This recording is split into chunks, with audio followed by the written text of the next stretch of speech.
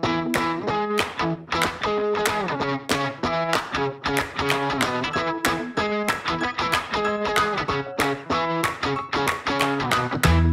I'm Katrina Halili. I'm an actress.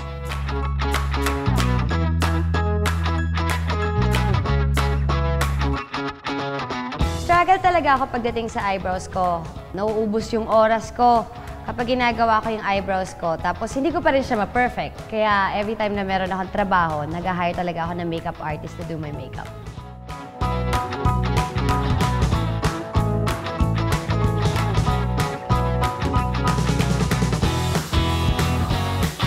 Found about Pretty Looks through my friends. At first, hesitant ako kasi yung mama ko before nagpa-eyebrow tattoo siya. Tapos, hindi naging maganda yung experience niya. Kaya nag-research ako and found out na highly recommended pala talaga yung Pretty Looks pagdating sa permanent makeup.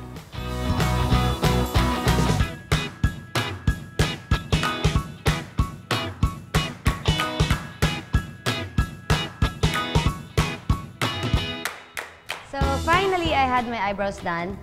Sobrang minimal naman yung pain and tolerable naman siya. Tapos, after 3 days, nag-wear off na yung top layer niya. Finally, see the result. Sobrang happy ako sa shape and sa color. And ngayon, mas inspired ako mag-makeup. And I feel more happy and productive.